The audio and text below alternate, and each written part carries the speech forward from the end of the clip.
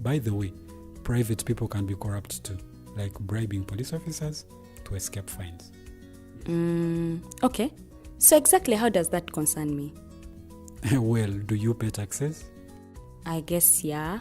What does that have to do with this? Everything. Because those taxes you pay are supposed to facilitate services you use, like water, electricity, roads construction, medicines in hospitals, name it. Okay, that is much bigger than I thought. But it can be stopped, right? Well, yes it can, although it may not be as easy as it sounds. And here is the reason why. Corruption roots are grounded in our country's social, political, economic, bureaucratic traditions and policies. So, what has kept it going this long? I mean, why don't we stop it? Well, the main reason why it has been here for so long is because institutions are weak, either as a result of poorly defined ethical standards of public service, weak administrative and financial systems, or ineffective watchdog agencies. What can we do to stop it? At a national level, we must focus on strengthening the independence and effectiveness of public institutions that fight corruption. At a personal level, we must commit to never giving a bribe.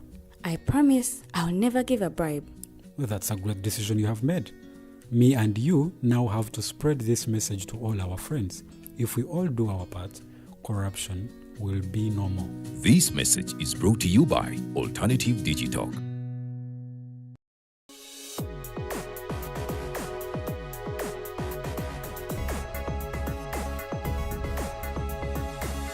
The Alternative Digital. Real issues, real talk.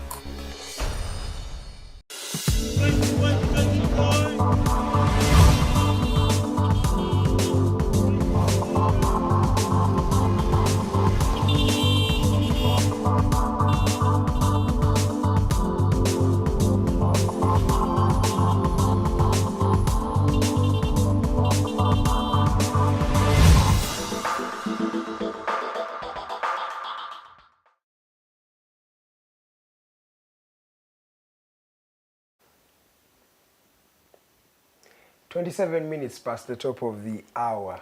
My name is Edgar Matthew Karhanga. You are still watching the Mighty Drive Show. It airs every Monday to Friday. We start from 8 to 10 a.m. We try to inform you, so that you can, have knowledge and make an informed decision, knowing what is happening in your country, around the globe. But also, at the end of the day, we're trying to have these conversations in order to build a better Uganda, a Uganda that our children and our grandchildren will grow up seeing and enjoying. Today, as I promised you, I have two activists. One is not yet in studio, but the other is already here, Miss Kemitooma K. Nyina'Nkyenzibo. Kemitooma is a political activist, or you can even call her an activist. And she self-describes as a tired citizen. I don't know where that sentiment comes from, but that's how she identifies, especially when it comes to these issues. Kemitooma was one of the ladies that protested against corruption in Parliament. You remember what was happening there? A group of ladies, stripped naked and of course colored in the colors of Uganda, walked to Parliament trying to advocate for a corruption-free legislature. They believe that the Parliament and of course the Speaker should resign. Because of this particular activity, they were charged and remanded, and as we speak they're out on bail. The question is, what does this really mean to them? How was the experience? But of course we're going to even delve into a further conversation of how can we ensure civic participation for the young people in promoting good governance. And as we are entering the political season, that means there is a lot of politicking happening. How are these young people empowered to build a better country, to ensure that Uganda has good governance? So what you can do is send in your message, your comment, your question, your response through our social media platforms at Digitalk TV at the Alternative Uganda. Just a quick reminder, we are streaming live on Facebook, but we are also on YouTube, so you can find us on either platform that is convenient for you. Ladies and gentlemen, allow me welcome Miss Kemitooma. Privileged to have you, madam. Thank you, Edgar. You're welcome. I'm glad to be here. Yeah. That's good. I'm going to start by how you are. You're a strong woman. How are you? How am I? I'm not yet fine, if I could be honest. I know an activist, a fighter, should always be fine, but I wouldn't say that I am fine. Those who watched the footage, we were handled really terribly, but that is what the cameras could show. When we got to the police station, we were beaten seriously. Yeah, we were beaten seriously. So I am not fine yet. My body still aches, but nevertheless, I'm strong. Yeah, you're alive. In this country, I tell people, the fact that you are here is Yeah. already a win. Yeah. Let's see about the rest, but you are alive. Just that some people may not know who Kemitooma is, just to bring us to speed to who the person is, how does Kemitooma come to be? Who is Kemitooma? So my name is Kemitooma Nyina'Nkyenzibo. I'm a student of psychology at United States International University in Nairobi, and I'm a citizen of Uganda, first of all. Like I indicated on the poster, who is tired and exhausted. I've been an activist. Yes. I usually tell people I don't like to refer to myself as an activist, because activists act. It's a performance usually. You wait for problems to happen and then you come and do something about it. You act. I usually love to prefer the BCG approach of revolution. Go and solve the issues from the root, you know. Yeah, so I've been around. I started my activism way back in high school. Wow. So early. Yes, I didn't know what it meant at the time. Okay. I was just speaking up against grievances in school. I've been a leader throughout school. To enter the public domain, I did that, I think, in 2019 when we protested against tuition increment at Makerere University. Oh. Yes. I remember that group of ladies. Yes. You were a part of them. I was part of the ladies, the 15 women against Yes. 15 tuition increment. Yes. Yes, but I think that is when I started receiving the fruits of activism, of the struggle, because after then I was suspended from the university. Yes. That is why I couldn't finish from there. So I've been here, I've been in school, trying to finish school, despite the activism. I've tried to organize with different movements around Africa mostly. Julawata in Tanzania, I've organized with the social movements in Nairobi, the Social Justice Center movement. I've organized with the movement in Ghana, the Economic Fighters League, and I've also organized with La Lucha in DRC. So I sort of took the approach from the acting, from the activism, to really looking for the roots of the problem. Yes. Yeah, and that is how I come here. Okay. Yeah. You say the roots of the problem, but did you find out the root of the problem? Did I find? Don't we all know the root of the problem? Maybe we may know, but you have the authority to speak to the root of the problem. What do you think is the root of the problem? I'll speak. I mean, the problem would be larger when you look at the bigger scope. But for Uganda's case, I don't think there is much we can do when we still have a president we've had for 40 years. Yes. We can try. I mean, yesterday we tried with the corruption campaign, and we are still trying. Different people are still trying. But we're in a toxic relationship with the president. And when I say that, I mean everybody. I don't mean opposition political parties and then parties of the government, the party of the government. I mean all of us as a country. We're in a very toxic relationship where we have one man hailing at the top and acting as the overall. And then all of us just have to bow. Isn't that what we're supposed to do? He's the president. No, it is problematic. You know, we should have something sovereign that we serve, so that when one president comes in and goes, we still have that sovereignty that we are serving. And it cannot be a human being. It cannot be a face. Oh, you're meaning serving the office rather than the person? Yes, rather than the human being that sits in it. Oh, okay. But in Uganda, when you come out and ask questions to a given office, faces come up, you know. Anita Mong will come for you directly. Yes. And yet you came out to ask questions to the Speaker of Parliament, to the office, so that even when it is not Speaker among any other speaker that comes in, you're allowed to ask them questions. You're allowed to hold them to accountability. But when you do that in Uganda, you see the faces coming up. You know, and that is why a faceless campaign could just not work, because the face politics in our country is a bit... It's too entrenched. It's too because entrenched. It's about the individuals. Even when you look at the opposition, it's Yes. not about a system. It's not about a political party, but who is in that political party. When they cease to exist, then the it looks party like is the party. gone. Okay, yeah, I So get you see the toxicity that I'm talking about. Yes, I see. So you cannot do much when you still have that toxic relationship happening. And for me, for now, I would say it is the route that we have to break.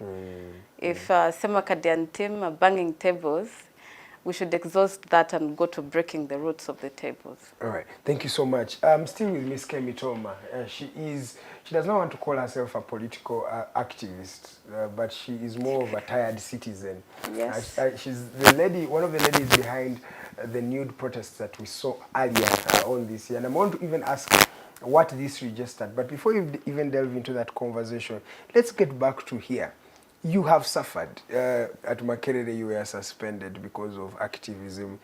I saw the way these ladies brutally treated you on camera, and you have said off camera it was even worse. Yes. What keeps inspiring you to go back again? What is so attractive about activism? Why do you go and suffer like that? I wouldn't, really, I wouldn't. I can tell you it is not attractive at all. Yeah. Like you've mentioned, Yes, sir. the suffering is imminent, but I'm not the only one. I think for me that is what gives me hope, that it has not started with me, and it will not end with me. Stellanyans has been treated worse, Exactly. I think. We've seen footages like those. We've seen her deal with the state in courts of law. Besige has suffered worse. You know, we've had Sam Mugume has been arrested in Congo for 8 years. You know, and then his colleagues are still there. So when we talk about Kakwenzas of this world. we've had Kakwenza, his back was literally scrapped off. You know, like he's a machine. Yeah. Like he has meat on his back. So the suffering, yes, I might have suffered, but I would say I'm ready for what is coming, because people have set precedent for us. I know, but the resolve to stay in it when you're knowing that it's worse for me, but I have to stay in it. So what I'm asking, where do you get those guts? Yeah. Yes, I know you're inspired by the messages, but you're still Kemitooma. I'm still Kemitooma. What keeps you? The sovereignty that I talked about earlier, I still believe in that. That even when we have some person at the helm operating as the overall, and which has weakened our institutions so much, I still believe in the sovereignty of this country. And that keeps me going, that one day it will be realized, that one day we shall have institutions so strong that you don't have to look at the faces. You don't have to go back to who is sitting in this office and who is sitting in the other. So that keeps me going. I know it is difficult, but it is called struggle for a reason. Yeah, It's we not cannot going to be a walk expect in a cake. park. No. All right, we've been joined by Miss Aloikin, praise Opoloje. She's also a political activist. She was part of the protest, but she's also a student of law at Makerere University. Miss Opoloje, you're welcome. Oh, thank you so much. How are you? That's a funny question these days, but I usually say that I'm not at my worst place, not at my best place, which I think is a fair place to be at. You are hanging in there. Yes, hanging in there. Trying to say. Yes. I was asking her earlier on about her resolve to do this activism, and I want to pose the same question to you. What keeps you going in these things? What makes you protest? Yeah, I think personally, it all begins from the place of knowing that the power belongs to me. And the fact that at the end of the day, I elect someone to represent me, it doesn't take away that power from me. And that's where our constitution starts from, when it states that power belongs to the people.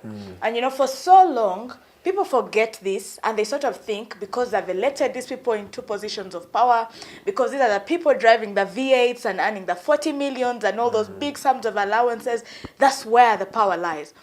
And for so long, people have taken advantage of that, people in power, and cultivated fear and shown many Ugandans that they are powerless, you get. But my realization, actually, with reading the law, with reading about the history of this country, with reading about the history of liberation, it reminds me that power has always resided with the people.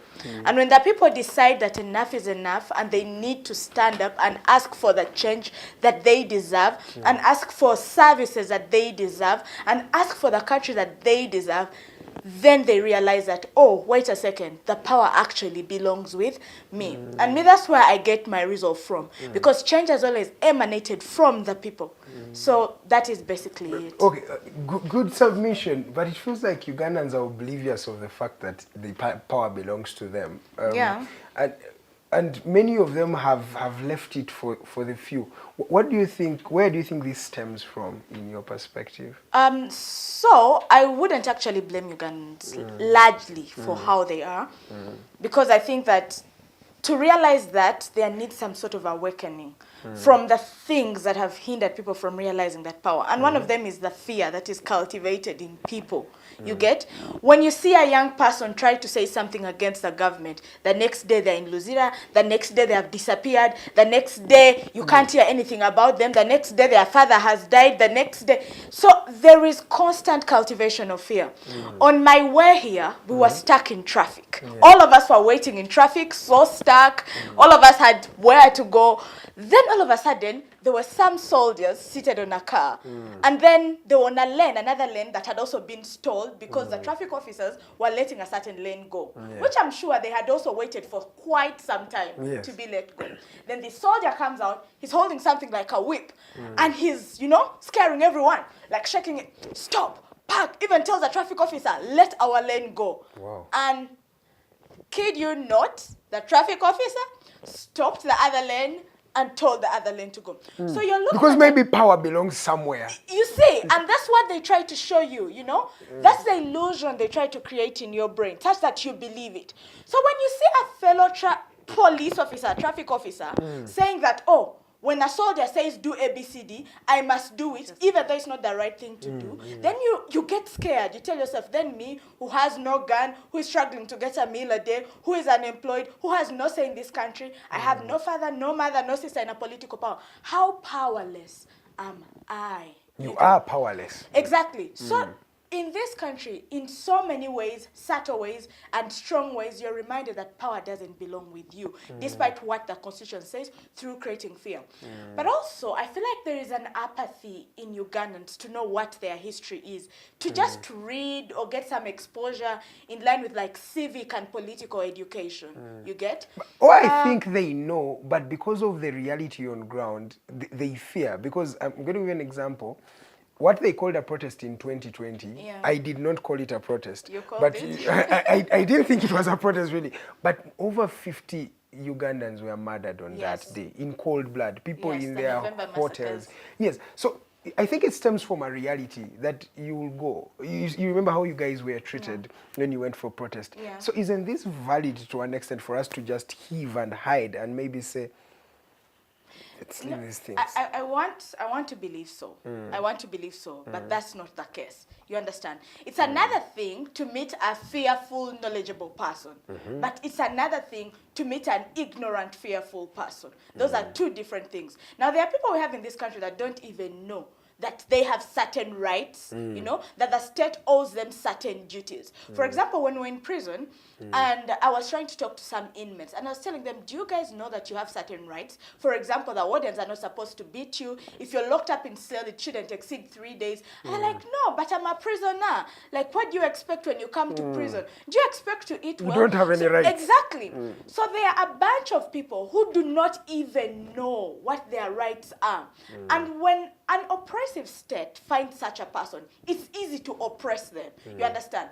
And it's true that, for example, so many young people have been killed, massacred, trying to fight for the right thing or whatever they believe in. But also, it is true, through statistics in this country, that more people die from preventable diseases, more people die because we do not have equipment in hospital. And this number is more alarming than the young people or the people that have died fighting for the right thing. So even having that kind of knowledge reminds you that if you keep quiet and do nothing, you're going to die anyway. I usually tell this joke nowadays, that you think the people that were in Chitezi buried under that rubbish ever knew that that would happen?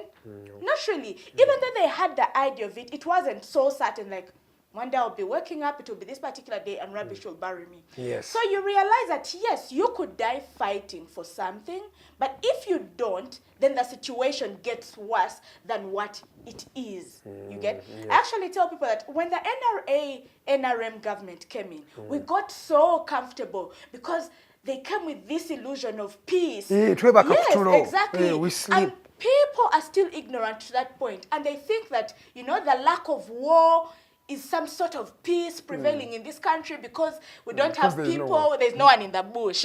So people think we are okay, which is not true, you understand? So that ignorance itself has perpetuated that apathy, has allowed things like corruption, like impunity to keep happening in this country.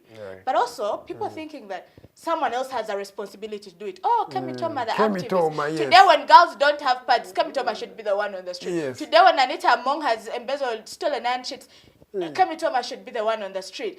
That classifying of certain people as activists, such that for you, you're a doctor, you're a teacher, you are whoever you are, a businessman, and then me, it's my job to go to Luzira, has also created the situation we have in Uganda. Okay, Yeah. Thank you, Ms. Opoloje. I'm going to come back to you, Kemitooma. And we have understood the problems, and Ugandans understand the problems, and you reacted to the problem by going nude in protesting. My question is, why being naked? Why naked? The question of the century. Why naked? For complex, but for the simplest of reasons, on face value, it was for safety. We looked at it from a defensive point of view as something that will save us from the beating, because it is not the first time people are being beaten when they protest, and we're not fools. We knew that. They had beaten us earlier, the first protest, the first march to Parliament on 23rd. Yeah. I remember sitting at CPS in one of the rooms, and Opoloje entering in with the team she had, and the boss at CPS slapping her. I was watching with my own eyes. And he's a very well-built guy, and you can see Opoloje's side. You know? Are you insulting me? Are you body shaming? But he gave her one slap and she fell at the wall. And why would you slap, really? Exactly. So we had watched all this happen. We knew it. And again, like I said earlier, we're not the first people to be brutalized by police. It has become sort of normal. So we thought, if we are naked, maybe they will fear touching us to begin with. But we were shocked. You know, we were shocked, really. There's a certain pinch. Hey, my producer has remembered it. That pinch was, everybody felt it to the core. Everybody felt it. Yeah. So we thought that, one, if we are naked, we shall be handled by the women. And we thought the women maybe will be less violent, but we were shocked. We were either way beaten. The other way we looked at it was a cursing ceremony. The police arrested us before the ceremony began, you know. But the plan was that we are cursing corruption out of this nation. And when we reached out to various women of this country, the prominent women that we've seen in the country, we had some supporters, but we had some ridicule the idea. Miriam Matembe, I cannot be ashamed to say that she was of the view that we do not have the right. We are still young people, and young people do not have the right. We do not know what is happening in this country to even stand to curse anything or anybody out of the country, you know. But it was a cursing ceremony that let us stand in front of Parliament, the kitchen of the government, and curse. Let people say all sorts of words they would want to use, whether vulgar or not vulgar. Let them use them. You saw Nora hold a placard that said that she had come to mourn that day because corruption has destroyed her so hard. You know, so why nudity? Nudity is not. Most people tended to think it was for show, but I think we have so many ways to show our. If we wanted a show off, we have so many ways to do that. But to get naked, and I kept telling the officers that, you know, the war that people see, that activists go through ends on camera, on the street. But we were ridiculed either way when we got to Luzera Women Prison. They kept calling us corruption. They kept referring to us as the nude women. And there is a strip search that happens when you're going to see your visitors. And I remember having a debate with the wardresses when they said strip. After all, you're used to stripping. Didn't you go and strip for everybody else on the street? So why is it so hard for you to get naked here? You know, and I kept telling them it is not a protest here. Last time we were protesting. So it was a means. It was a means to protest. And for me, I would say I loved the question that it brought on table. What are we teaching the young people? What are we teaching the children? Before we even were railed in court, the discussion had already started. From CPS, the lady that we found in the cells was ridiculing us and saying she wouldn't do that if it was her, you know. So the conversation was already on table, and for me, I liked that. It does not matter what shape it took eventually. People saying that we were, you know, on for show, that we were looking for likes, that a lot of things came up, you know. Attention. Yeah, they were looking for attention. And the moralists also saying that this is not the African way of doing things. Well, I can tell you today, whoever thinks that stripping naked is not the African way of doing things, it is actually the opposite. It is the African way of doing things. When a woman felt discontented, she stripped naked. And for us, we're at a point where we have some sort of freedom to even speak. Our mothers were not allowed to speak. Their mothers weren't allowed to speak at all, to even try to express yourself. Yes. So when a woman felt that it has reached to a level where I cannot take it, she would strip without even saying anything. Yes, yes. Just a case in point is in the past January, the late January Nyina'Nkyenzibo, as she was heading to the northern part. I remember old ladies from that area. Question, and they stripped. They stripped naked. And when he died, people said that Bending it was over, because of the, you know. So it is a weapon that does not start with us, and I'm sure it will not end with us. People have used it. People are still using it. But one believes that it undermines your point, and in the future, these things may come haunting you. A few years from now, you have children, you have your grandchildren, and they see their mother naked. Now, we were being told the same thing. Actually, the boss at CPS sat with us and said the conversation was going to be sister-brother sort of conversation. And he told us that the same way you put it, that these things are going to haunt you when next period you want to become a minister. Exactly. People are going to see you naked on the street. And it brings me back to what I said earlier, that us being naked on the street started the conversation that Uganda cannot rob. What are we teaching the young people? Now, anyone could judge us that we are teaching young people nudity, that we are teaching young people to be naked on the street. But can we have the conversation both ways? Can we not only attack it from the protesters? Can we also talk about why what are they were protesting? Yes, I remember in the past one used to say, Bobby Wine yassa abaana b'abendi. And I'm like, okay, yes, ayinza okubassa. But ani ali mukutta. So katufunulira ani ali mukutta oyo. Let's look at both sides. So yes, we got naked. We are teaching young people to be nude as a form of protest. What are we protesting? And what are the other people we are protesting teaching young people? Corruption. Corrupt officials who will be let free because it is not the first time it is happening. And that is why I keep calling myself the tired citizen, because personally I am tired of the cycle, you know, the cycle. The one corruption has not begun today, but we keep losing it. We keep losing the war. So if it takes us being naked on the street, we are going to get naked, and we are just beginning. All right. Thank you so much. It's 5 minutes to the top of the hour, ladies and gentlemen. This show is called The Mighty Drive Show. My name is Edgar Matthew Karahanga. I'm still with Miss Kemitooma and Miss Opoloje. They are political activists, and of course they were the brains behind the Nude protests that we saw earlier on against corruption in the August House. We're going to go for a short commercial break. When we come back, I'll be reading some of your messages, but we shall also be delving more into the conversation of corruption and other issues that are happening in this particular country. And of course, as we metamorphose into the electoral process, what do Ugandans need to see? And of course, we shall highlight the main topic of discussion.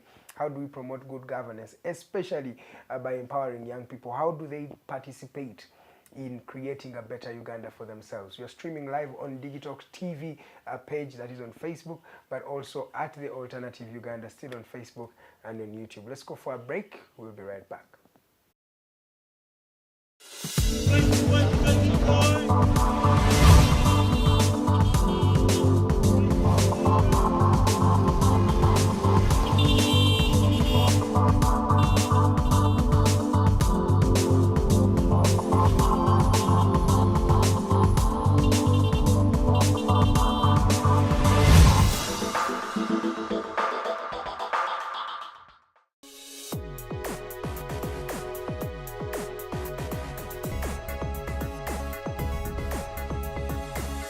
The Alternative Dig Talk. Real issues, real talk. Hi, Rogers. Can I ask you something? Shoot. What does corruption mean? Well, summarily, corruption is abuse of public power for personal gain or for the benefit of a group to which one owes allegiance. For example, when a public office is abused by an official accepting or soliciting a bribe. By the way, private people can be corrupt too, like bribing police officers to escape fines. Okay. So exactly how does that concern me? Well, do you pay taxes? I guess, yeah. What does that have to do with this? Everything. Because those taxes you pay are supposed to facilitate services you use, like water, electricity, roads construction, medicines in hospitals, name it. Okay, that is much bigger than I thought. But it can be stopped, right? Well, yes, it can, although it may not be as easy as it sounds. And here is the reason why. Corruption roots are grounded in our country's social, political, economic, bureaucratic traditions and policies. So, what has kept it going this long? I mean, why don't we stop it? Well, the main reason why it has been here for so long is because institutions are weak, either as a result of poorly defined ethical standards of public service, weak administrative and financial systems, or ineffective watchdog agencies. What can we do to stop it? At a national level, we must focus on strengthening the independence and effectiveness of public institutions that fight corruption. At a personal level, we must commit to never giving a bribe. I promise I'll never give a bribe. Well, that's a great decision you have made. Me and you now have to spread this message to all our friends. If we all do our part, corruption will be no more. This message is brought to you by Alternative Digital.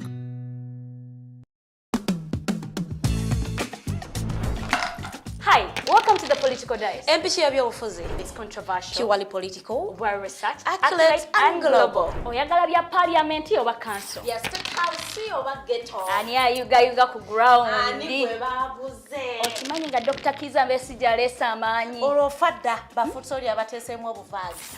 Oba yo DP eri ku ki? Olwojeema.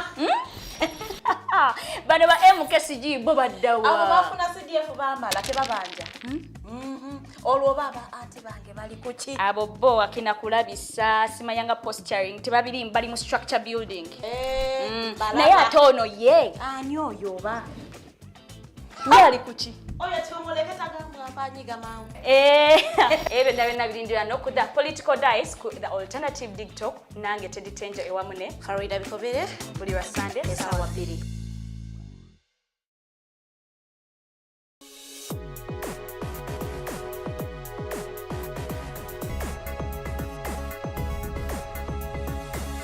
The Alternative Dig Talk. Real issues, real talk.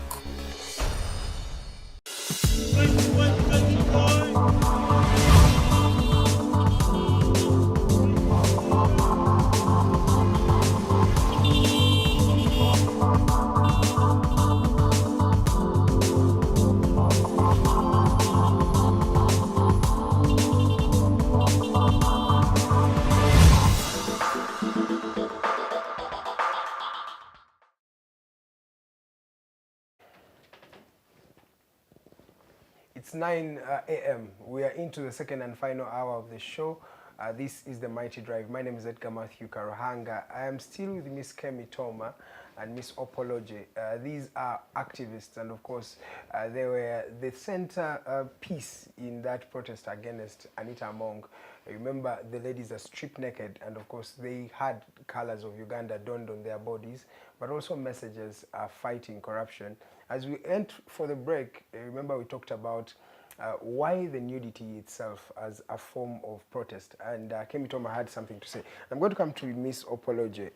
Why really nudity in your perspective? She has hinted on it, but personally, what do you think about that particular protest? Okay, so everything she has said, plus, you see, we have so many double standards in this country, especially when it comes to pointing out what is wrong. Just recently, there was a trending video of the Watoto pastor who was like, I think trying to preach something about people having integrity. Then he hints on the march to parliament, and he's like, you see now, like these people who went to march to parliament, that cannot even end corruption. I'm not saying don't join them. You can join them. But do you know that before the march, they paid money to police officers and something of the sort? Now you see, the double standards come in such a way that you always, when you see a moral issue, you target the least powerful person. If, for example, you see young women protesting nude against corruption, it's so easy for you to quote the Bible, quote the Quran, quote a tradition, by the way, which shows a lot of ignorance, quote everything that you can find to show that they did the wrong thing. But when it comes to things like corruption, you accommodate it. And this is not just with laymen. The president himself can stand up and say, you see, if we fight corruption, whom will we remain with in the system? The speaker herself can come and say, it's okay to steal as long as they share with you, you know. But what they take their eyes away from is the fact that, oh, we have over 30 people that have been buried in rubbish due to negligence. We have young children who are dying in hospital because there is no drugs in those hospitals. We have young people who study up to the university, do not have jobs, and yet their parents invested heavily in their education. We have children that study under trees in schools where the government claims they don't have money to fund, but at the same time they have money to do things like regional parliaments, as doctor internees are there. They have money to give 10 million entertainment allowance to the Speaker of Parliament. I wonder what's entertaining in this country. They have the same money to give to the Speaker and Deputy Speaker to buy generators. So we wanted to bring back that embarrassment to people, to show them that as you sit down and condone these things, they are not interesting things to look at. They are actually embarrassing. They are more embarrassing than the nudity of these three ladies you're seeing marching to parliament. And before you point a finger and say, oh, look at them here with their fallen breasts, with their ugly bodies, with their this and this and this, how embarrassing to women, to children. How will your children see you? How will my child live in a system that cannot allow her or him to even exist in the first place to their full potential? For me, that is a greater worry than my child seeing me on the street naked, trying to fight for that better system system for them. And women, like you saw on her body, she had further children. Women in this society, especially the African society and other societies, have shown that they will go to the length to fight for what is good for them, for their children especially. You understand? So you ask yourself, am I better off sitting and letting this system get worse, or going on the street and doing what I can with what I have? You understand? Us going nude was also to show the people that this is us in our bare form. We have nothing. We don't have guns that we shall go to the bush to fight you. We don't have money. We don't have names. We don't have any status. This is us in our most raw form. You're giving your sanctity. Yes, this is us. We are weak. This is our vulnerable point. Ask yourself, what pushes women in such a patriarchal society to choose to strip naked on streets? We knew the comments would be coming. We knew the abuses would be coming. But what pushed us? You understand? And that is a question very few people are slow to ask themselves. You understand?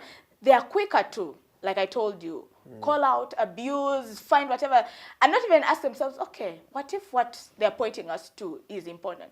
And it comes from, you know, people viewing things just as statistics. Okay, but how do you feel when at the end of the day you have stripped, and there's a way people look at you, they are classifying you into a certain kind of person that you may not necessarily be, but because of the action of your protest, they are classifying you. Some are looking at you maybe as an object, objectifying you. Some are looking at you as a prostitute, as someone who lacks that. Don't you feel a bit funny? Okay. There are many responses I have to that, but first and foremost, just like Jesus said, Father in heaven, forgive them, for they don't know what they are doing. But the legends knew what they are doing. Let's continue. So I think I extend grace to them because they are coming from a place of a lot of ignorance. And I'm not meaning ignorance that they haven't read, they're just refusing to accept the reality.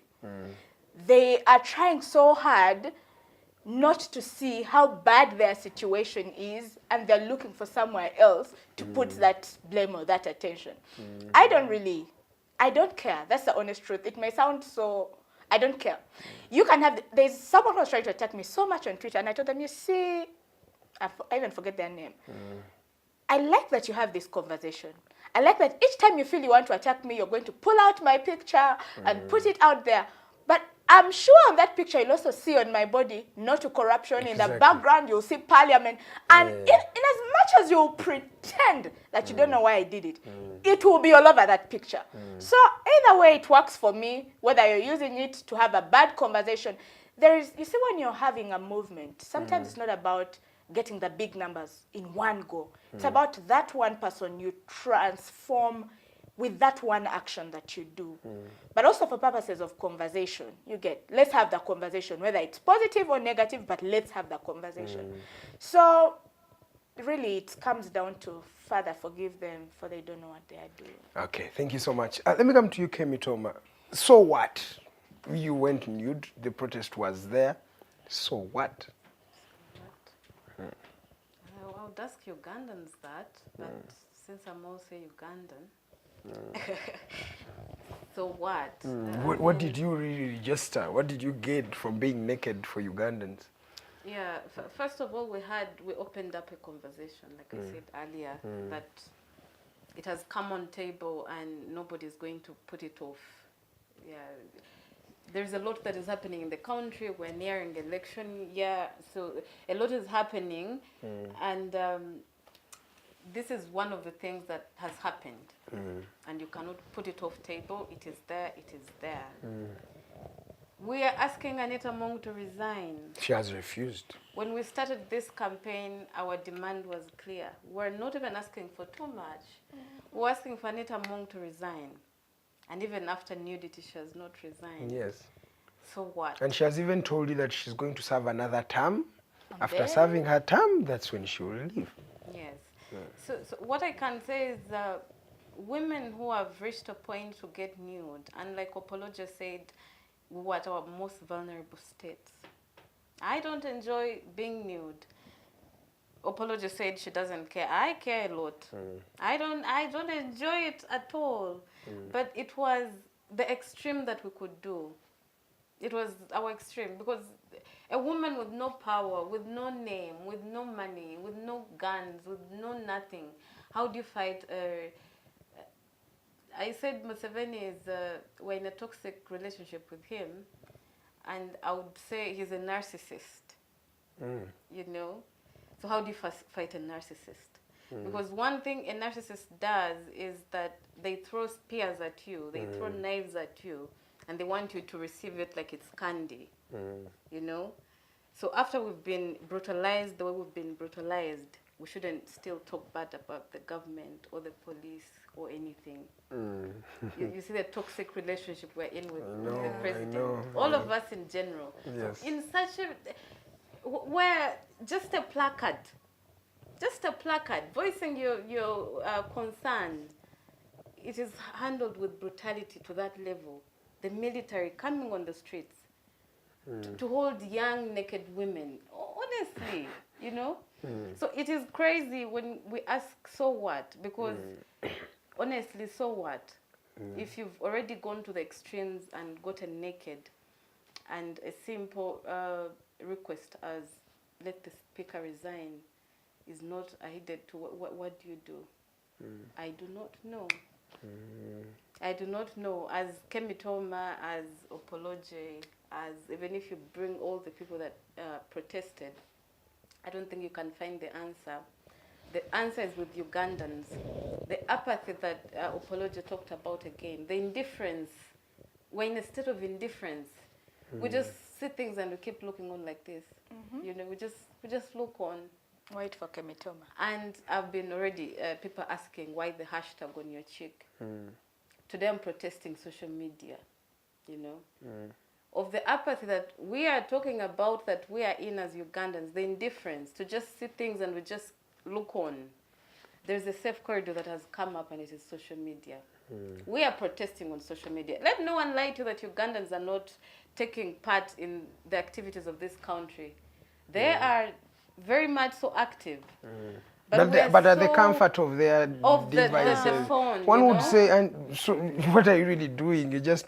It's comfortable. It's a safe corridor. And I know we have hashtags out there attacking those in safe corridor. But you're part of them. As a whole, we're in a safe corridor when we believe that we can go on social media and throw hashtags every day. Anita must resign. And when we put up a date and say we are going to the parliament and occupy it, clean it once and for all. Kick out the speaker, you host a space, you know? So this hashtag, it is a problem. And it is not only a problem to the youth, because show me the old people who have gotten it right, you know? Where are they? They are not there. So let's jump out of that safe corridor. Maybe we shall start to speak, what next? What do we do? When we've gone to the extremes, we've had people join the bush. We've had groups who have tried to go to DRC and they were brought out very fast.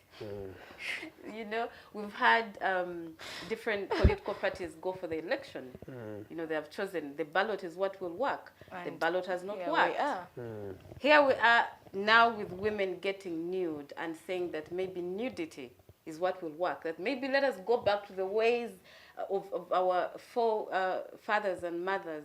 How did they used to do it? When you were pushed to the wall to a point where you cannot say anything, what did you do? They stripped naked. What follows after that, we've already had our own share. We've served already time in Luzira. We are still on remand. We are still battling with court cases. We are still battling with ridicule from fellow activists and even fellow Ugandans calling us naked. So there is a lot we are still battling with, but corruption is still on table. And it has been the biggest problem that has been here, still here. At just 15 minutes past 9 a.m., I am still with Miss Kemitooma and Miss Opoloje. I'm going to come to you, Opoloje. And this comes, it's familiar to what I asked her, but every time you talk about these issues, you find that it's business as usual. The president comes out. The whole world, or the whole country, is against a certain person, a speaker. And the president comes and says, I have never seen a better speaker than this one. You get that sentiment. That tweet, yeah. Yes, like, it's okay. You people, everybody is seeing that corruption is too much, but the people you're trying to show this actually are feeling that this is nothing. Doesn't this undermine all your actions, the nudity, the protests? And at the end of the day, it remains business as usual. She's still speaker. Government is still running. Okay, so you make a point. Yeah. But as much as I should feel scared, I think the president or whoever is in this government should be more scared. How so? You understand? Because a few years ago, as praise, I would have never imagined myself on the street protesting against the police who have guns, especially when I'm nude. Never. But what pushed me to that point? Now, you see, the president is so comfortable and he doesn't even see the opportunity in front of him that you have young people that are willing to peacefully try to talk about these issues, you know? You might not see these things happen to people because no one is going online and tweeting always like, oh my God, they did this. I think I want to go to the bush. But if peace fails, of course, people resort for violence. And this is not even something that is a me theory. This is a theory that humanity has proven over and over again through survival. You're pushing people to a point where they don't have anything, you understand? Where all the money is concentrated in the, you know, political positions of this country, which not everyone can be. If you look at the demographic of the young people that protested on 23rd, most of them unemployed doctor, unemployed journalist, unemployed. And these are read, studied people who have a little bit of access to resources. And for them, they feel a little bit comfortable. That's why you see they'll advocate for a peaceful protest. They'll advocate for, let's have a safe corridor conversation. They have smartphones, so they'll get and banter on them. Yeah. So what if this kind of anger seeps into people who have nothing to lose in this country? People who have no other option but or Ugandans don't have that anger. Because maybe we're trying to say it's anger, yet it's not there. It builds. It builds. I feel someone would have asked this same question to Africans when they were under colonialism for like centuries of years. Someone could have asked this question around 20 years into colonialism. But you guys are not angry enough. Are you guys? No. In France, someone could have said that to the French when they were under that, King you know, Louis. tyranny. King Louis the 16th. You guys are not angry enough. Maybe we don't have people in this country who get angry. But I'm telling you, this is not a me theory. This is what humanity is about. And if the president, if the people in power keep acting, you know, this apathetic to issues of Ugandans, keep thinking that, you know, it will always be the way forward. It will always be how things go on, you know. Then it's for them. It may not even be the work of Opoloje. It may not be the work of Kemitooma or whoever is at the front line of this. But every little block that young people build in this country, people that died during the November massacre, you're still talking about them. They didn't garner maybe what they were looking for. The Tojikwatako bill, they still touched the bill, and we are here today. Yes, yes. But you're still having that conversation. And like I told you, I'm using myself as an example. I never thought I would find myself on the street, not because those things didn't anger me. They angered me, but I was still in that place of sort of like fear. Until the parliamentary exhibition happened. And I was like, no, this is where I draw my line. So everyone has where they draw their line. Just that my call to Ugandans would be that the longer period that you give these people, the more lives have to be lost to turn that system that you're allowing to be created. The worse it becomes. Yeah, the worse it becomes. Okay. The more energy, the more blood, the more everything we have to spill to make the situation better. But I don't think that's more of my problem. As much as it is my problem, it's a worse problem for the people creating that system. Because it's inevitable that people will get to that point where they say enough is enough. That's inevitable. It's just a question of time. Yeah, that's the question of when. Because you've talked about a lot of issues. You people, this country has a lot of injustices that are hovering over our heads. That's so true. For a long time. But it's business as usual, and that's what I'm saying. Yeah. To what extent can we say this is just a pattern? This is who we are. Okay, now this is what I can say. Like, just play your part. Ask yourself, are you playing your part in making people get angry enough? I know a lot of people ask us and say that you people are just creating like an echo chamber. So there's something they call it anger, anger baiting, something. But yes, that's what we have to do. That's all we have. To slam it in people's faces that you're in such a bad situation. You get, and do not wait for me praise, because me, if it's always praise, Opoloje, Kemitooma, and so same people, it then becomes fishy. It's easy for the government to run a line of they are being funded, and it will really look like we are being funded. But ask yourself, what are you doing to get people to that point where they say enough is enough? In your individual capacity, what are you doing to ensure that people reach a point and say, no, I can't take it anymore. I'm going to find something to do about this. So it's really about what we do in our individual capacity. It's not about them. Yes, it's not about them. It's a we issue. Okay. It's a we issue. Because why is the president organizing celebration of his existence, something years, and you're running there just because you want a yellow shirt and some food? You get? Even you. I'm saying educated people. People I've seen have the strongest of opinions, intelligent men like Jacob Bayero. And the next day you see him, he's a chairperson of the National Youth Council, supposed to lead young people, make them aware of these issues, but he's kneeling before the president and praying for corruption to leave this country and for him to exist longer. So it's really a we issue. We shouldn't even blame it on it. It's really a we issue. Okay. Yeah. Thank you so much. Wow, she points out some pertinent issues and of course throwing some stones. That gentleman was collateral in your submission. I'm going to come to you, Kemitooma, and now we also have the opposition. We are putting Mr. Museveni on sport and government, but we have an alternative government. How ready is the alternative government to take power? Because from time immemorial, one would say that people have gathered around an idea, and this idea they've worked to achieve it. So as the opposition, many people have gathered around them for a long time, and many people believe that the opposition is too much on ground. But how credible is this opposition that we are garnering behind, madam? The opposition. Well, if it is a bus that the NRM is, then the opposition is, I'd say, wheelbarrows running behind the bus. Yeah, because not even a bicycle. Bicycle can be faster and it doesn't get stuck in traffic.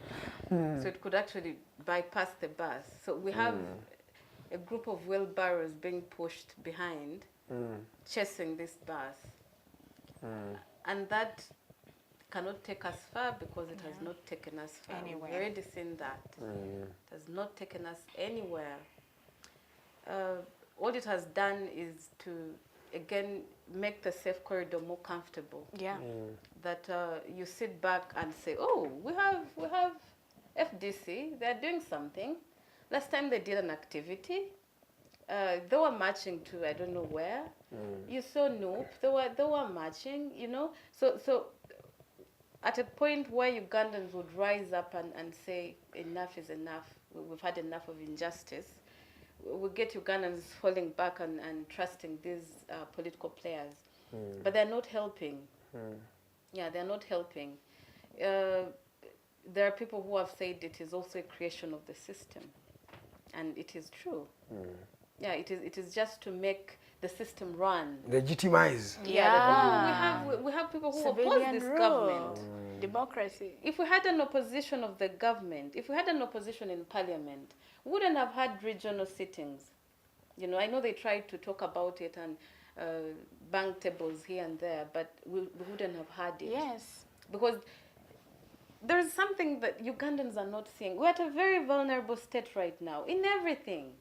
And with this one, you have to put the sentiments aside. You have to put the colors aside. Today I was conflicted on what to wear. Because in this country, every color is a political party. Yes. You can't just be a designer and just be smart. No, you have to also have it at the back of your mind. Am I politically correctly dressed? You know? So it's crazy. We're at a vulnerable state, and political parties, it's a time to put that aside and just look at the state that we're in as a country. We've had a region like Karamoja for years. We've even cultivated a joke about it, that we shall not wait for Karamoja to develop. that came because of the where it was and where it is today. We even had the wife of the president in the capacity of first lady, but also minister for the region, Karamoja Affairs. serve the region. You know, we've had people sacrifice in the best ways they can to serve the region, because it is one of those vulnerable. It is like a child when you're trying to raise a child. And some people were stealing from the vulnerable. And Speaker of Parliament Stealing from a the baby. child. You know, it's unforgivable. The Christians will come and say everything is forgivable, but not everything is forgivable, even in the Bible. Jesus himself, I think it is in Matthew, he says that every sin can be forgiven, but one who blasphemes the Holy Spirit. True. So there is also a sin in the Bible that cannot be forgiven. The speaker going to steal from Karamoja, From a the least vulnerable person. region. Vulnerable, we all know that. Even we are young people, we know that. So the speaker who is old enough to be our mother knows that. That this is a region that we've sort of set aside. With this region, we are sensitive with it. Affirmative action. Anything that's Karamoja, we have to be sensitive. And then you go and steal from that region.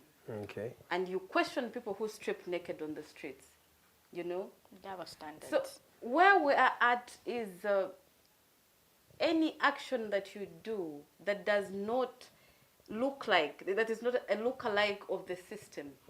If you do not go through the channels that the system has created, like political parties, then you're radical. Extreme. You've become extreme. You're just too extreme for this country. But I'm calling up young Ugandans that is the state where we are right now. We either go to the extreme or we stay where we are. Okay, but one would say you people are only focusing on the speaker in this particular issue. And the speaker has her own budget, I think around 15 billion for her office. Yes. I should still steal the handshakes. But then there is some person that you should be looking to. For example, in the case of the iron sheets, this thing was orchestrated by the executive itself. Why is it that everybody is going for the speaker? Why don't you go for the big dog? Why is everybody going for the speaker? I mean, you talk about the iron sheet case, but we've also had the big dogs in this country that have stolen money. Sam Kutesa. I mean, people fear talking about him. I don't fear. Is it a lie? No, it is not. You know? The Jim Muhwezi stole money from babies too. Global Fund money. Yes, money please. that was meant for vaccine. Money that was meant for medicine. Yes. He stole that. We kept quiet. That is all that we are saying. That we're ending the apathy, the indifference, the keeping quiet. Why should we keep quiet?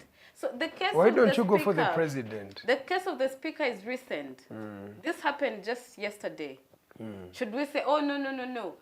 Because Sam Kutesa also stole, we cannot talk about the speaker. So when we call out on the speaker to resign, she's the face of this.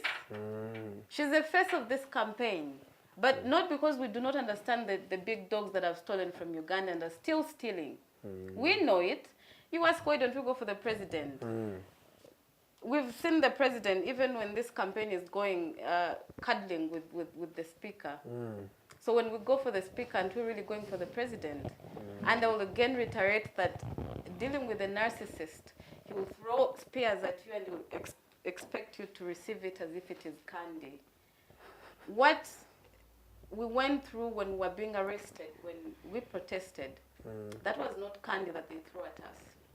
No, it was not candy. We're still nursing wounds, but we understand that those were spears. So we're not scared to go for the president. We're not scared to go for Anita Mong. We are not scared to go for Sam Kutesa. We are not scared to go for any individual in this country that is misusing public office. Okay, let me come to you, Ms. Opoloje. What did you register as a human being, as a person, after this particular protest? The same question I asked her. So what for you?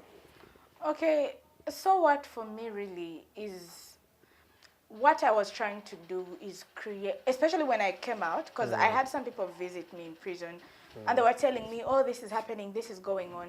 But I wanted to ask myself some of the fundamental questions, some which have already asked me. Why do we have these double standards? Why are people not understanding these things as we understand them? how do they experience these things? Some of them at even an individual level. For example, the people in Chitezi. And up to now, they do not have the sort of, let me call it anger, because that's what it is for me largely.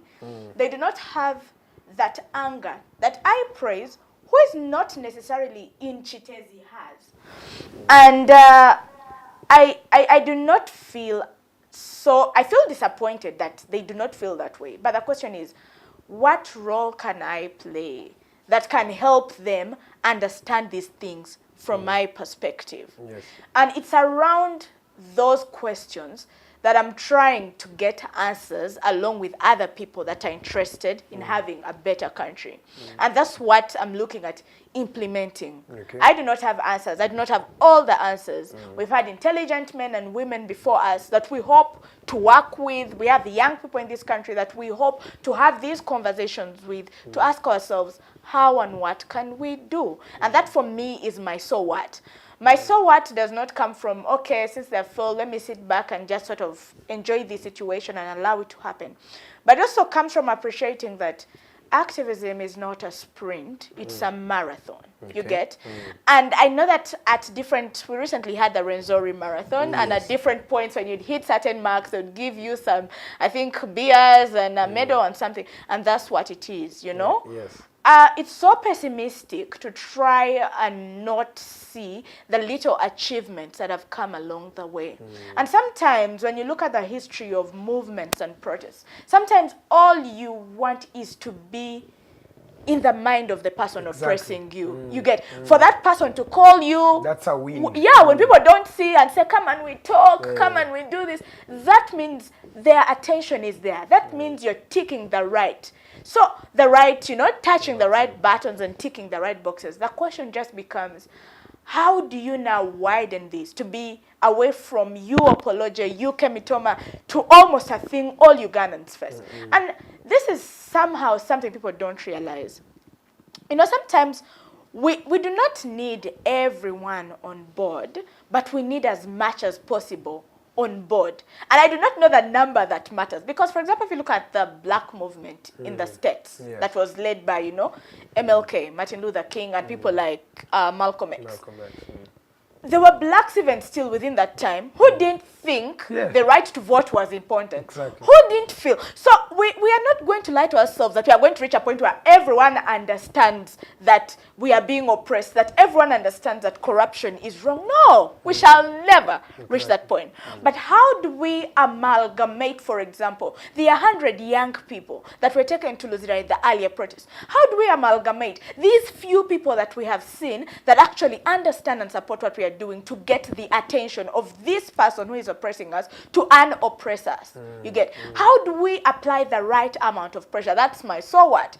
When the president picked those few university students and took them to the bush to overthrow the government, he didn't carry the whole country. Yes, he didn't carry the whole country. We had 27 young people. So in fact, when you even look at when he took power in 86, he had 20,000 soldiers. Exactly. So don't ask us, 20,000 people took we power. can't, we shall never get there. And me, my so what is not, okay, let's get many people on board. My so what is, how do I get these 100 people that came on those streets and tell them this is what you're supposed to do? And change the quality of what they are doing. Really, that's my so what. Okay, thank you. Julio Hilk Josh, live from Luemiaga, Zimbabwe. Thank you so much, sir, for watching. Then there is a gentleman called Mwesige Joram. You say, proud of these people. I need to talk to them about libertarianism. Okay, you can follow them on our social media platforms. There is George Mwebe. Thanks for the show. You are watching live from the Middle East. Thank you so much for watching. Then there is Makana Kennedy Indiamhaki. You're tuned in. Then you say, moderator, thanks for bringing those freedom fighters. Greetings to them, Bambi. Why do you add on the Bambi, though? You know why you add on the Bambi? He says, Mr. Karohanga, those young ladies, freedom fighters, moving naked, demonstrating naked, it's a biblical. It's biblical. It was written. Okay, thank you so much. Continue sending in those messages. I'll be reading them subsequently. We have around 25 minutes to end this particular conversation. I'm going to come to you. As we are speaking today, the issues you're talking about are even becoming worse. I saw the first son who is the CDF for this country, treat that no civilian will be able to leave this country. And that's a snippet of the many, many comments this gentleman has made, who even has power, and who's also the son of the president. And we have also had a lingering question of the transition. People thinking that he's going to transit from President Museveni to his son. And these are things that you're trying to fight. The civilians are trying to advocate for. The systems that you said, the table, you gave an analogy of the table. The table is really crumbling by the day. What do you think about that issue? Yeah, the issue of the first son. The tweeting general. The tweeting general. I'm not on Twitter. I wouldn't know his tweets, but his words, you know, that they are shared eventually. He speaks from a point of privilege. Yeah, he's been privileged so much. You know, when you've had a father who owns the country, you might not know much. I mean, and it's ironic, because if your father owns the country, you should know the nitty-gritties of this country. I would, you know. If your father owns a company, for example, you should try to know what is happening in this country, to a level of even understanding what the cleaners are doing. But that is not what we've seen from Kainerugaba. And I wouldn't say I expect much from him. Yeah, I wouldn't say expect much. I've seen people react on him coming up and saying that he's not running for 2026, and I was wondering, did you people think he was running? You know, I'll keep using the reference of a narcissist. To a narcissist, even their child is a pawn in the game. Yeah, even their wife is a pawn in the game. So for Ugandans to think for 1 second that if Museveni is still interested in power, the son is going to run, I think that he cannot trust his own seed with power. To a narcissist, I'm telling you, anybody around him is a pawn. You can either be used or you can be destroyed. If I cannot use you, I will destroy you. And if it means destroying my own son, I will destroy them. So for us to think, for even a split second, that Museveni, as hungry and with the desire to retain power, that he could put it in the hands of the son, it's the short-sightedness that for me. So for you, you're not even worried about the remarks this gentleman makes? No, I mean, Kainerugaba can come out any day and talk what he wants. If Museveni wants him to be president, he will make a tweet or make he's a traditional man, so he could write a statement that my son is going to take over. And what he said, what Kainerugaba tweeted, will be relevant. So all I'm saying is that whatever Kainerugaba says in this country is irrelevant as of today. As long as the father is still interested, as long as he has the which position was given to him by the dad. By the dad. You know? Yeah, but that office has the power. Dad can wake up and give him any other position if so wills. And he has no say about it. He can wake up and make him anything he wants. He's a pawn. He's a player. And if he wakes up one day and decides that he's opposing the father, a narcissist, stop looking at you as my son. You are liable for destruction. Wow. So that is why I say what Kainerugaba says in this country does not matter. He can wake up and say we're going to attack Nairobi. It does not matter. It is rubbish. As long as the dad does not agree, then it is rubbish. Well, you are bringing in a conversation that I've had off record, and many people believing that this gentleman does not even have power. That's why he laments such as ourselves.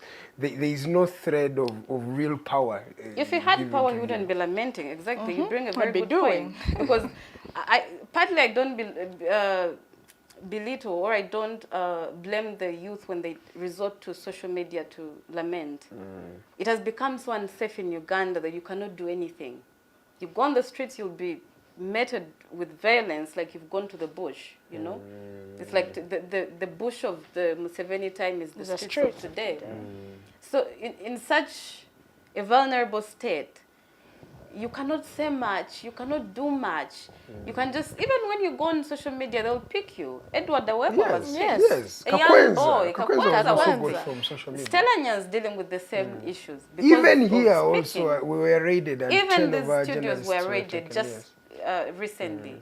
So it is that, you know, hectic. We're that scared. So Muhoozi joins the team.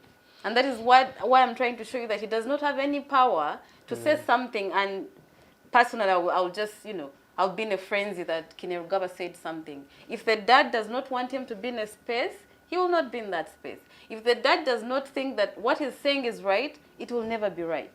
It does not matter what position he holds, unless he joins the opposition, unless he actually goes rogue, unless he actually goes radical like he says, then his opinions do not matter in this country. Okay. Do you also agree with what she says on the question of Muhoozi Kainerugaba? Do you think he's not a threat? I think in terms of some of the tweets he makes, like, let's go, we are going to go raid Nairobi or blah, blah, blah.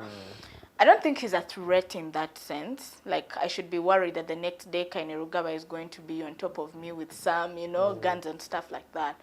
But I think he's a threat when it comes to constitutionalism.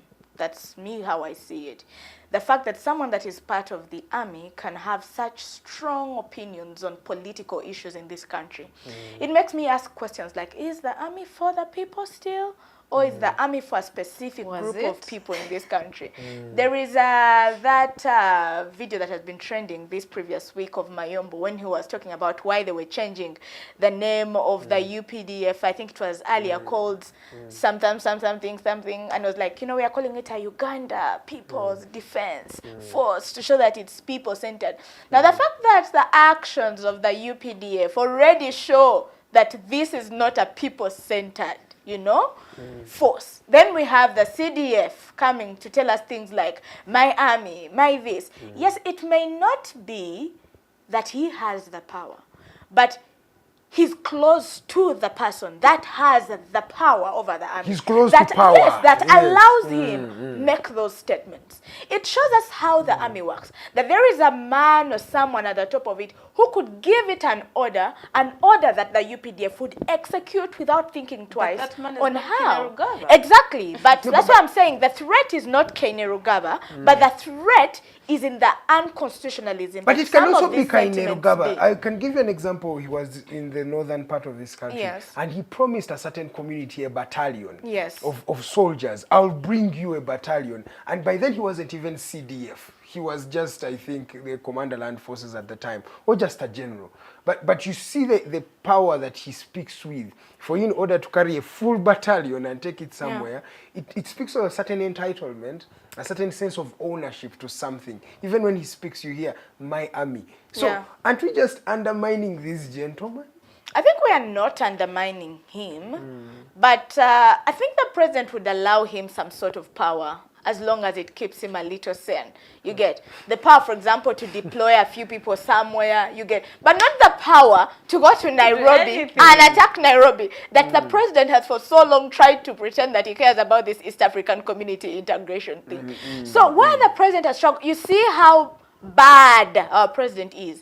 He has struggled so hard to see that he remains with the picture of a civilian president. You understand? That even when he's beating up and locking up the Slivia Lutayas in prison for just being part of the opposition, he will come out and have, you know, conversations and have these conferences and ask you the questions, you know, and so he cares what his face looks like. Why do you think Kainerugaba will make a tweet today and in the evening time he's deleting it and the other day he's deleting it? He does not really care. Because there's a place of power that maybe when he's drunk or he's angry or he's, you know, in his high moments of saying, let me say this thing, someone else above him is going to say, no.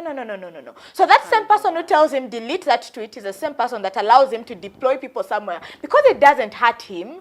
So that is where the power lies, and that's the person we should be afraid of. And that is Mr. Museveni. Exactly. Exactly. Okay. So Ugandans should just chill when it comes to Muhoozi. Let's look at the bigger picture, which is Mr. Museveni. No, I think Ugandans shouldn't just like chill and think that Nairobi will never be attacked. I'm using Nairobi as that. Yeah, but they should ask themselves, what they are going to do about the person where the power actually is. Because this country has trickled down to be a one-man country, where we have the we have the three arms of government, but one person controls. You see, a lot of people say, "You guys," they usually attack, "You're a lawyer. You take these issues of Anita Among to court." Recently, we were just appointing someone as a head of an anti-corruption unit, I think, in your area, who had been convicted of corruption. Not a long time ago. Not a long time ago. We have seen not on one occasion where the president writes a letter or a statement telling a judge to overturn their decision that they made, a public statement. You understand? The Chief Justice was the lawyer for the president. Exactly. So it doesn't work. We have one person who has a lot of power. And that one person is coming back in 2026. Yes. So what next? That's another 5 years. Yes. Because if he comes on the ballot with the confusion of the opposition, I can say without reasonable doubt that this gentleman is going to come back and is going to win. Okay, so I have a very unpopular opinion that I'm just going to voice out here. But before I say that, for example, I'm not going to tell people, for example, to, you know, do not vote this particular person, do not do this particular thing, because that sort of makes people think a funny way. I personally do not care which leader comes into power if the people realize where we started from in this conversation, that they have the power. You see that system she was talking about, where you have people, where you have systems that you don't identify with people, you know? To achieve those kind of systems, people have to realize that they have power to handle whatever leader that comes in accountable, to hold them accountable, to show them that, okay, yes, you're in here, but the power is not there. We are the ones that run this show. You understand? That's why even though the worst leader, Bobby Wine or whoever, Museveni or Besigye, or mention whoever leader will come up, if people do not realize that they should never sit back, cross their legs and say, oh, finally a good person has come in now, let's let them make all the decisions, then we shall be guaranteed of having those systems. So Museveni can come and run again. Someone else can even come after Museveni and make us suffer worse than what Museveni has made us suffer. If people do not realize that it is their duty, it is their responsibility as citizens of this country to keep leaders on their tenterhooks. And that's why we see America may not be the most perfect democracy, but it is a better democracy because the people realize that sort of power that resides within them. You understand? The fact that a leader will come into power and they will know that I'm not here to serve myself, I'm here to serve people. That's why they will consult people more. That's why they will be more aware of the priorities of the people that they serve, because they know they want to come back into power. But for as long as Ugandans remain the kind of Ugandans where someone comes during campaigns, gives you a matchbox, a shirt, 1K, a plastic cup and a plastic basin, and you're so all excited and you vote them into power, you don't even think twice about whom you're voting into power. Okay, let's say the mistake has happened. People have voted someone bad into power. The person is there. Anita is a speaker. And then she's doing all she's doing, and you're sitting down and waiting again for the next election to oust her, and you don't want to say anything about what she's doing. That's where the problem is.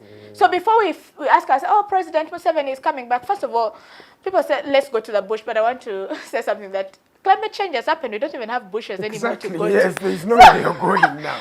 So the question, okay, I don't know, people could just go to the bush if that's what they want to do. But my point is, ask yourself still, what are you doing about this leader who will come in, you know? How are you holding them accountable before you? Because now what are we going to do? Stop Museveni from running? Our constitution has already been raped, defiled, shattered. It has no power. Recently, I saw that Norbert Mao is having a conversation of MPs choosing who the president Electoral is. reforms, yes. Electoral reforms. And ask yourself, if you really want to talk about reforms, are those the most painstaking issues in the electoral system in this country? You understand? The fact that MPs are not electing the president. So it's a question of people. Do you know that irrespective of which, because human beings are inherently selfish. If I get into a position of power, even though I've been on this street protesting time and time again, going to Luzera, and I'm faced with a situation which serves me, there's a possibility that I'm going to think to take it up for myself. And I'm going to give Norbert Mao as the biggest example here. Norbert Mao, when he was on the streets of the opposition, was always professing, this government is the worst. Do not tell me. The struggle is. Then he got in, and I am so sad to say I was part of the people who were like, get into the system and change it. I think he has a point. Let's wait for the miracle he's going to do. And here we are. Young people are being arrested for protesting peacefully, and he's saying nothing. You get, here we are. He's a minister of justice, and we still have political prisoners, and he has not even had a conversation about it. So the question becomes, even the people we think are good people, pick the most ideal person you could think is the next president of this country. Edgar, correct. Exactly, Edgar, who has been here, you know, sending bullets everywhere. If he got into a power position and he, for some reason, realized that that power is not checked, he's going to get away with everything he does. And that's the question. That's why I feel like our problem is not, oh my God, we don't have an opposition that is ready to take up power. No. We don't have a people that is ready for a serious government. And that is the actual dilemma. And that's why you hear a president telling you that I am not a servant of anybody. And I'm like, you are the president. You actually are a servant. You are a servant of everybody. Let's come to you, Kemitooma. But with all these catastrophes and crises that we're facing, how is the future looking like for you, generally, and the politics of this country? Yeah, the future is not bright. Why? There's no light at the end of that tunnel. I tried not to ask a biased question. It was supposed to be biased. But please. It's not. Wow. If we stay with the indifference, the apathy in this country, then the future is not bright. And, you know, these things are not, it's not about Uganda. Show me any country that stayed with a dictator for long. Look at what Zimbabwe is still going through till now. Even Mobutu here in Congo. Yeah. Look at what it is. There's a song that the time it takes to make it is the time it takes to lose it. The 40 years of Museveni, we've not seen, we've not faced the roughness of it. We're going to start facing it during transition, the actual transition. Because like I said, right now, it is just a few wheelbarrows chasing a bus. When we, like Opoloje said, when we reach at a point where we get a serious government that is ready to take on power, that is when we're going to see what the 40 years of dictatorship actually means. The violence. We've already seen, 2021, I was not in the country, but I witnessed the violence. It was crazy. And Museveni will come out again, you know, with his chubbiness, you know, old man, say hi to the Bazukulu, you know. Yet behind closed doors, and these days it's no longer closed behind doors. Closed doors, yeah. Vans are picking up people, drones are picking up people. We have Luzera full of people who did not commit any crime except belonging political to prisoners. a specific political party or group.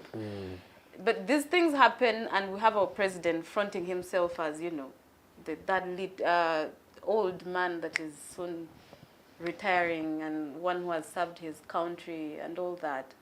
So if we stay in that indifference, looking at these things and we just look on, if we actually become the Bazukulu that Museveni keeps referring to, because to be a Muzukulu, you have to respect your granddad. You cannot say anything. You cannot question him. You cannot strip naked on the street. Opoloje, sorry to say, but you're no longer Muzukulu just by stripping, you know. But was she ever a Muzukulu? I think I was the black sheep, the rebellious child. Even away, I'm not your Muzukulu. I am a taxpayer. Exactly. I know my grandfather. But then we've fallen into that rhetoric of the president, you know. That image tries to front of the chubby old president that is leaving office soon, and then you guys have to just accept whatever is until I go. So until we jump out of that table, that seat that we've cultivated, or Museveni has cultivated for us, the future is not bright at all. Okay, she paints a gloomy picture of the future. There's a one Nyina'Nkyenzibo K. He says, ask Kemitooma the meaning of that hash on her face. I think she explained what that symbolizes. Then there's Gift Ashilia. Go girls, and you put a love emoji. Nothing will shut us up from talking about the impunity in this country. I love you all for God and our country. Before I wish a birthday for someone special, I want you guys to just give us your parting shots because we've come to the end of this conversation. I'm going to start with you, Miss Opoloje. Okay, so what I want to tell Ugandans is this. You see the situation, the one you feel like it's bad, but somehow you can live in it, this situation can get worse.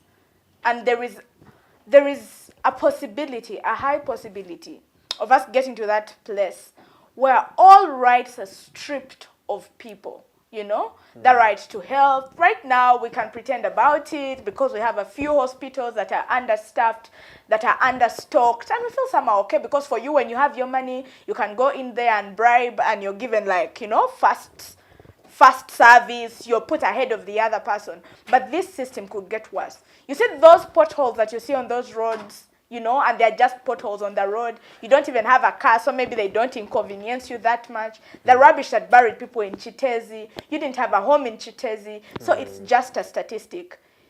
Many people that have become victims of this system did not ever imagine themselves as being part of the statistic.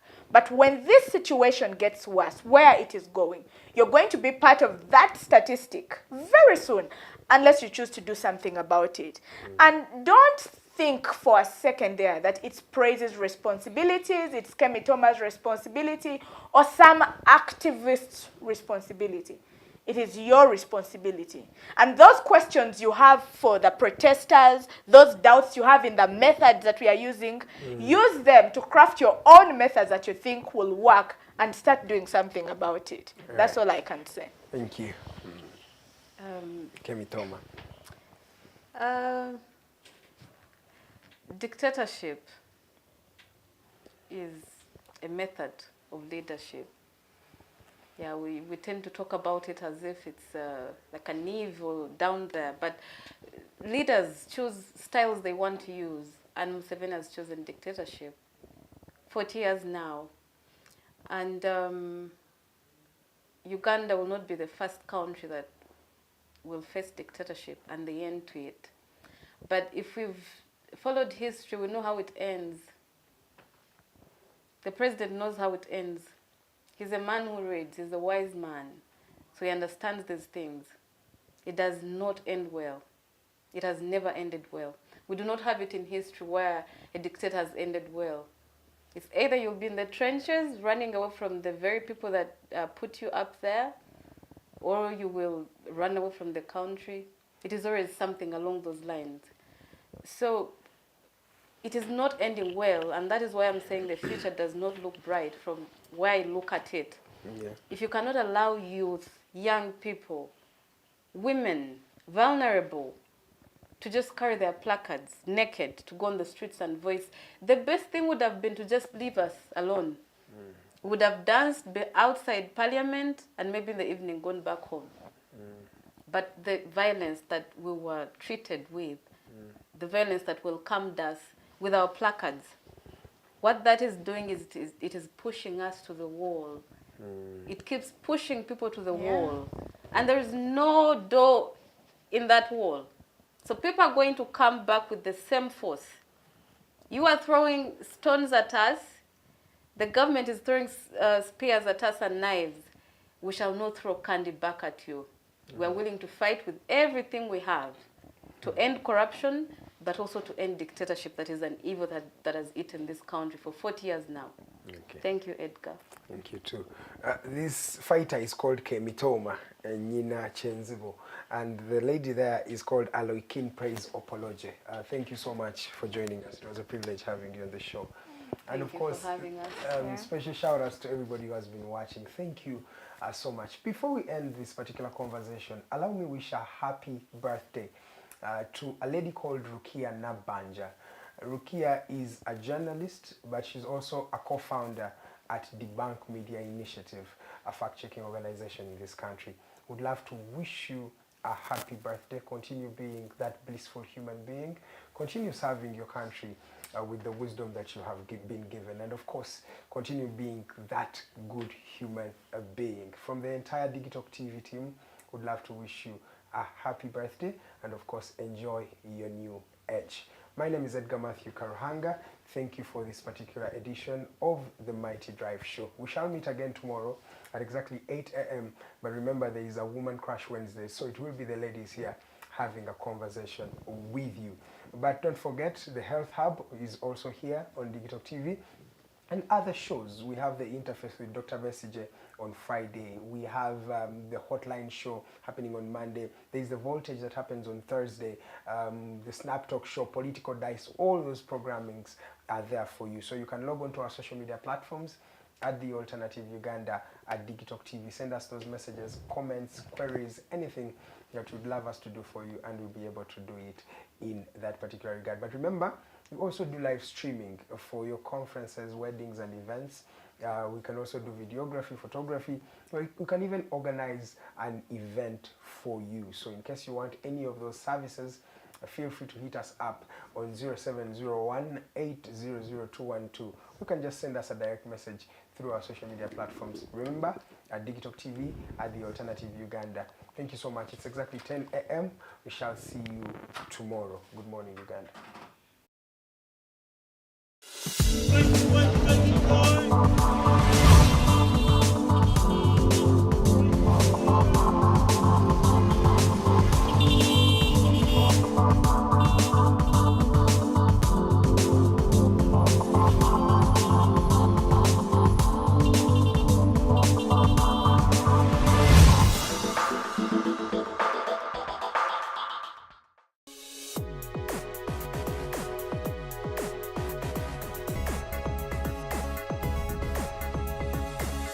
The Alternative Dig Talk.